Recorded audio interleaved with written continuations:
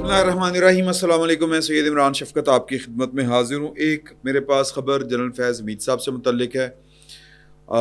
दूसरी ख़बर जो है वो इमरान ख़ान साहब से मुतल्लिक है।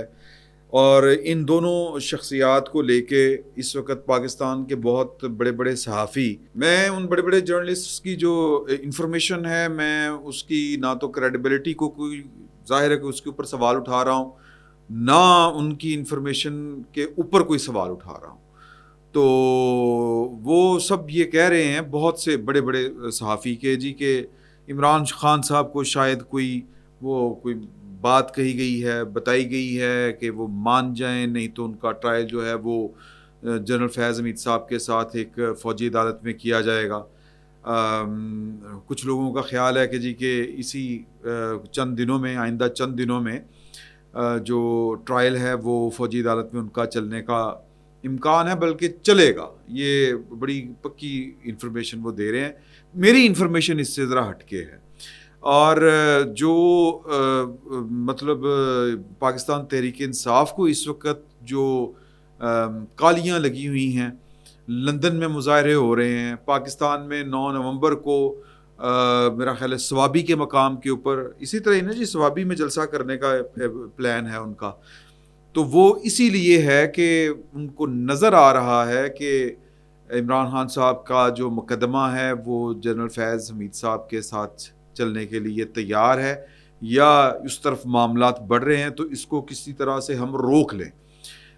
आज भी जो एक क्लिप मैंने देखा है, जो ख़बर है सलमान अकरम राजा साहब की, वो भी यही बात कर रहे हैं कि जी के पहले भी उन्होंने एक बात कही थी कि 4 लाख लोग अगर पाकिस्तान की सड़कों के ऊपर निकल आएँ तो ये हो जाएगा, वो हो जाएगा। वही बात जो है वो लंदन में होने वाले मुज़ाहरों में शहबाज गिल साहब जो हैं वो ये बात कर रहे हैं कि जी के सड़कों के ऊपर निकलना पड़ेगा इमरान खान साहब को बचाने का, और पाकिस्तान की बका का, हमारी बका का, सिविल लिबर्टीज़ का, पता नहीं किस किस के वो नाम दे रहे हैं।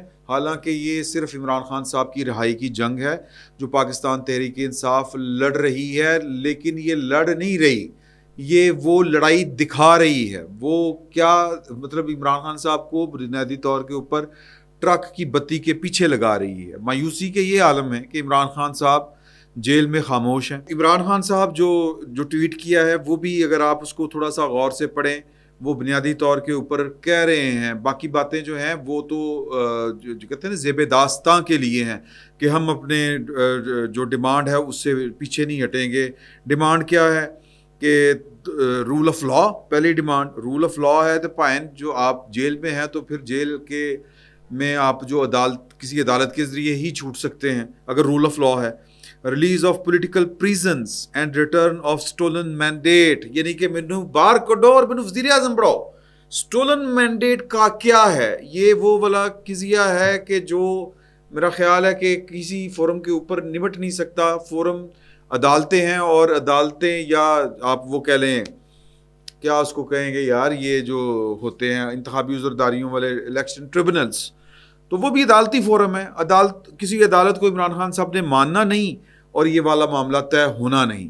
तो बात ये है कि इमरान खान साहब जो हैं वो भी फ्रस्ट्रेटेड हो चुके हैं, खुल के कह रहे हैं कि जी के असम्बलियों में बात करें, गलियों में बात करें, मोहल्लों में बात करें, सड़कों पर बात करें, एहतजाज करें और मेरी रिहाई का कुछ करें।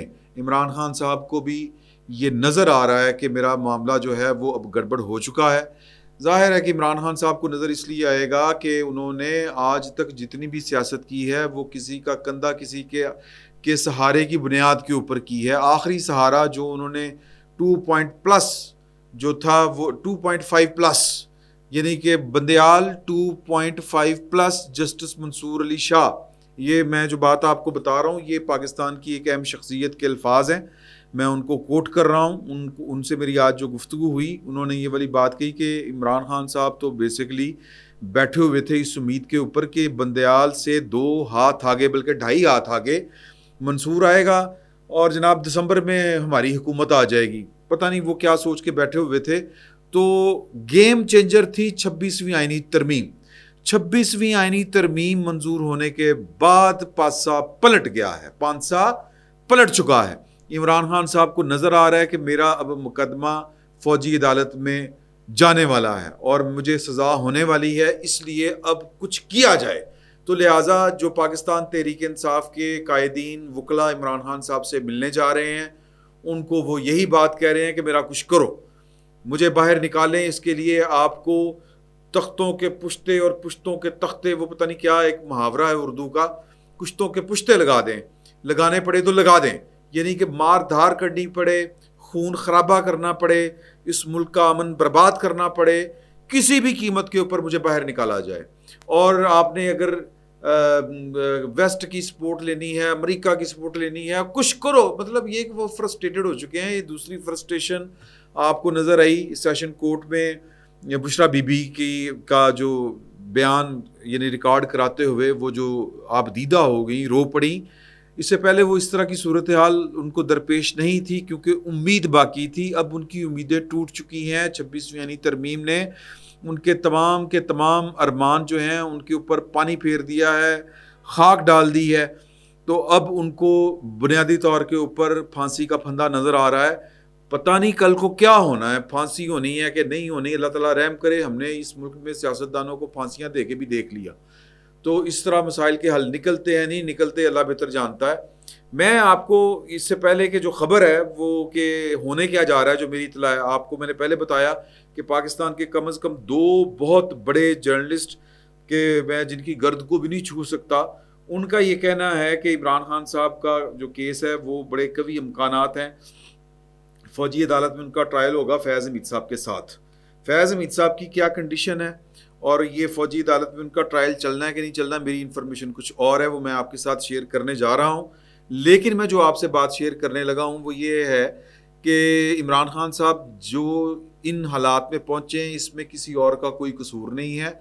2 موقع آئے تھے عمران خان صاحب کے پاس، اگر ان موقعوں کے اوپر وہ ایک سیاستدان کی طرح بیہیو کرتے تو شاید بچت کا راستہ نکل سکتا تھا۔ اس وقت حالات اور ملک اور ریاست اور اقتدار عمران خان صاحب کے ہاتھ میں ہوتا۔ پہلا موقع کون سا تھا کہ ووٹ آف نو کانفیڈنس اگر ہو گیا تھا تو اس کو قبول کرتے، اسمبلی میں بیٹھتے اور اسمبلیوں کے اندر بیٹھ کے اس حکومت کو ٹف ٹائم دیتے۔ 1.5 سال بعد حکومت، الیکشن ہونے ہی تھے، حکومت آنی ہی تھی، ایک یہ والا موقع تھا۔ دوسرا موقع تھا کمانڈ چینج ہونے والا موقع، اس پر اپنی رکاوٹیں یہ کھڑی نہ کرتے۔ کچھ افراد، کچھ صاحبان، میں نے جو عمران خان صاحب کی کابینہ یا ان کی حکومت کے وہ رکن رہے تھے، جب عمران خان صاحب کو گولی لگی ادھر وزیر آباد میں، تو جب وہ ان کی عیادت کرنے گئے، میں آپ کو کوٹن کوٹ کی والی بات بتا رہا ہوں، یا کہہ لیں کہ منو ان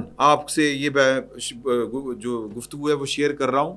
ان سے کہا گیا کہ جی کہ بات یہ ہے کہ خان صاحب آپ کی باجوہ صاحب کے ساتھ نہیں بن سکی، یا پھر بن کے بھی چل نہیں سکی، تو جانے دیں، اب جو ہونا تھا ہو گیا، اب فیوچر کو دیکھیں، اپنے مستقبل کو دیکھیں۔ فیصل نصیر کا نام لے کے آپ نے کام خراب کرنا شروع کر دیا، آپ نے ادارے کے ساتھ جو ہے وہ اٹکھڑکا لگا لیا۔ اس طرح نہ کریں اور چیزوں کو سموتھلی چلنے دیں، کل کو جو ہے وہ چیزیں ٹھیک ہو جائیں گی۔ لیکن عمران خان صاحب نے کہا نہیں، اگلا آرمی چیف بھی میری مرضی کا لگائیں اور یہ فیصل نصیر کو ہٹائیں، اگلا یعنی 2 مطالبے، آرمی چیف میری مرضی کا لگائیں اور فیصل نصیر کو ہٹائیں، یہ وہ پیغام دے رہے تھے۔ اور اور جواز کیا فراہم کر رہے تھے، ایک تو کہ میرے پاس طاقت بہت ہے، میرے پاس پورے پاکستان کے عوام ہے، ورنہ تو میں دھرنا دے دوں گا GHQ کے باہر، اسلام آباد کے باہر، ملک جام کر دوں گا، میں یہ اپوائنٹمنٹ ہونے نہیں دوں گا۔ اور دوسرا وہ کہتے تھے کہ وہ کراچی کا سیکٹر کمانڈر ISI کا بلاول بھٹو کے مطالبے کے اوپر تبدیل کر دیا، میرے مطالبے کے اوپر ایک افسر نہیں تبدیل ہو سکتا۔ اس طرح کی وہ تب باتیں کیا کرتے تھے۔ تو لہٰذا عمران خان صاحب کو سمجھانے والے سمجھاتے رہے، ان کو سمجھ نہیں آئی۔ ایک سیاستدان سے آج میری ملاقات ہوئی، ان سیاستدان نے لاہور آئے ہوئے تھے، تو ادھر وہ کسی کھانے پہ چلے گئے، تو وہاں پہ ان کو کچھ نوجوان مل گئے پاکستان تحریک انصاف کے۔ تو اس سیاستدان نے عمران خان صاحب کی ساری سیاست کو ایک جملے میں جو بند کیا ہے، میں وہ آپ کے ساتھ شیئر کرنے لگا ہوں۔ انہوں نے کہا کہ وہ ان کو سیاستدان صاحب جو ہیں ہمارے دوست، ان کو مل گئے PTI والے لوگ، انہوں نے کہا کہ سر بتائیں کیا فیوچر ہے ہمارا۔ انہوں نے کہا یار ہمارے سے کیا مراد ہے، انہوں نے کہا PTI کا، عمران خان کا، ہمارا۔ انہوں نے کہا کہ بات یہ ہے کہ PTI کا تو پتہ نہیں، لیکن عمران خان کا فیوچر کوئی نہیں۔ انہوں نے کہا جی وہ کیوں؟ تو انہوں نے کہا کہ یار اس کو جلدی بہت تھی بھائی، انہوں کالی بڑی سی.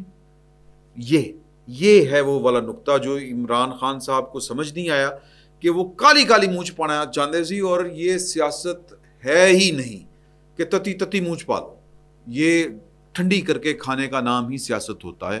عمران خان صاحب کو خیر اس کی سمجھ نہیں آئی.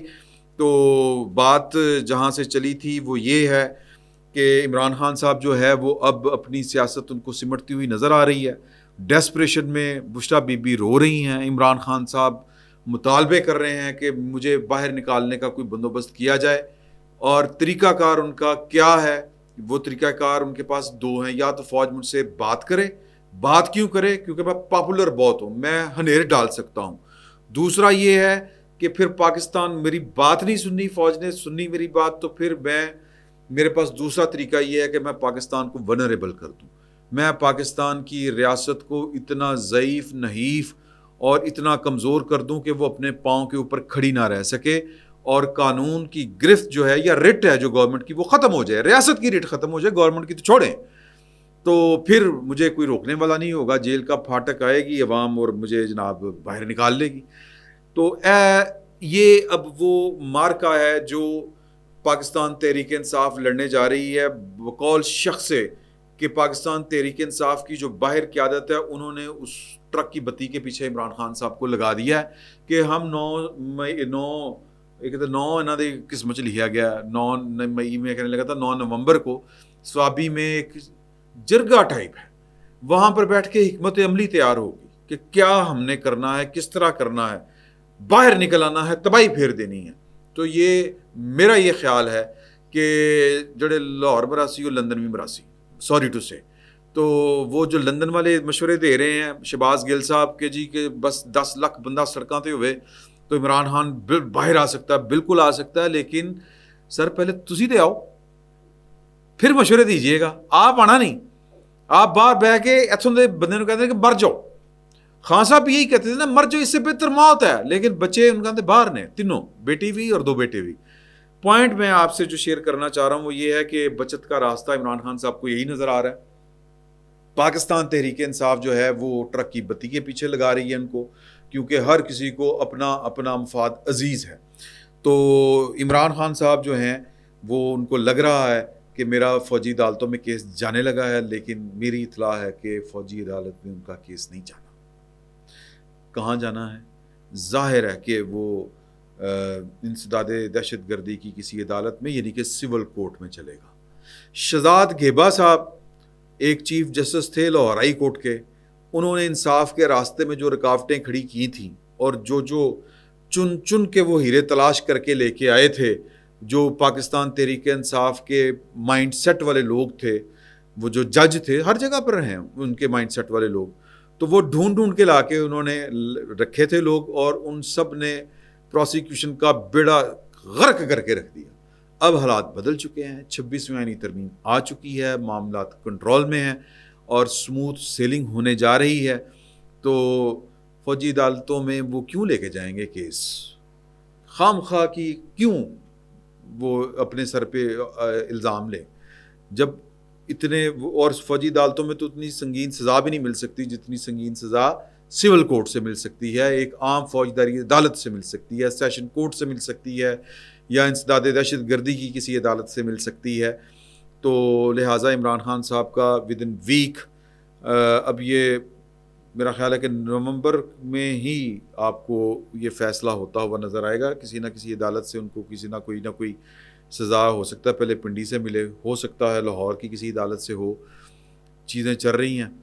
تو باقی فیض حمید صاحب کے بارے میں اطلاعات ہیں کہ وہ بری طرح بریک ہو چکے ہیں. ہنستے ہنستے روتے ہیں اور روتے روتے ہنستے ہیں. بہت سمجھایا گیا تھا، ان کو سمجھ نہیں آئی اور وقت پر سمجھ نہیں آئی. اب ان کے ساتھ جو ہونا ہے وہ بھی آپ کو جلد نظر آئے گا. فی الوقت اتنا ہی، بہت بہت شکریہ.